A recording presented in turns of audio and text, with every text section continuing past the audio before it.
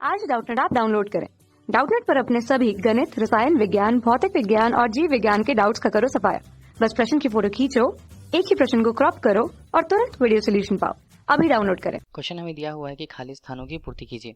जहां प्रश्न हमें दिया है कि इसके अंदर पृथ्वी का केंद्रीय भाग खाली स्थान है या क्या कहलाता है, ये पूछा जा रहा है। पृथ्वी का केंद्रीय भाग, इसके लिए हम देख लेते हैं पृथ्वी की संरचना किस तरह से होती है उसके भाग के अनुसार। हमने पृथ्वी की आंतरिक सतह को इस तरह से समझाया है। तो पहला सतह वहां पर होता है यहाँ पर क्रस्ट जिसे कहा जाता है भूपर्पट। देखिए अब ये भूपर्पटी की बनी होती है। पृथ्वी की सतह से इसकी बात करें तो पृथ्वी की सतह से भूपर्पटी की चौड़ाई हम कह सकते हैं या उसकी मोटाई को हम कह सकते हैं। तो ये लगभग अंदर की तरफ, मतलब पृथ्वी की सतह से अंदर की तरफ लगभग 70 किलोमीटर की दूरी तक या अंदर तक होती है। इतनी मोटाई की भूपर्पटी होती है, जिसके दो प्रकार हो सकते हैं। दो प्रकार कौन कौन से? एक तो महाद्वीपीय रूप से, पहला होता है महाद्वीपीय परत, तथा दूसरा होता है इसमें महासागरीय परत के रूप में।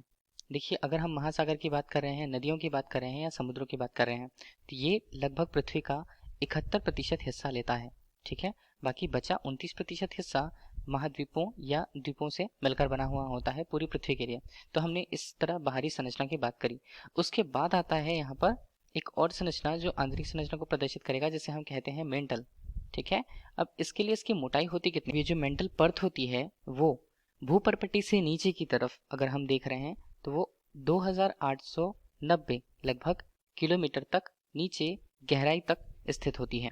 ठीक है, और यही हिस्सा पृथ्वी का लगभग 84% आयतन जो है वो ग्रहण करता है, मेंटल वाला जो हिस्सा है पृथ्वी के लिए। ठीक है, मेंटल को भी उसकी मोटाई के अनुसार 3 भागों में अलग अलग बांटा जा सकता है। तो अगर हम उसे बताएं तो एक ऊपरी मेंटल परत होगी, वो इसे हम बोल सकते हैं ऊपरी परत।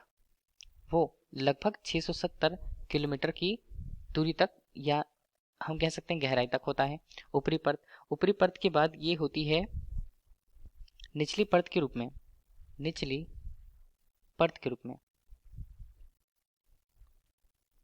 लगभग में 2800, हम कह सकते हैं लगभग 2800 किलोमीटर के नीचे तक ये गहराई तक फैली हुई होती है।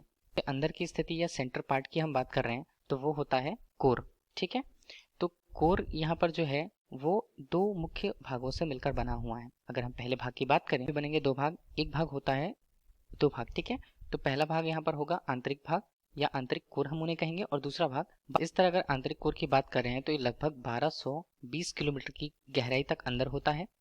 इसके अलावा हम बाह्य कोर की बात करें तो बाह्य कोर लगभग 3400 किलोमीटर की त्रिज्या तक आंतरिक रूप से फैला हुआ होता है। के अंतर्गत अगर हम आंतरिक कोर की बात कर रहे हैं तो आंतरिक कोर को एक तरह से ऐसा माना जाता है कि वो अभी भी बहुत कम परिमाण के वेग से गति कर रही है।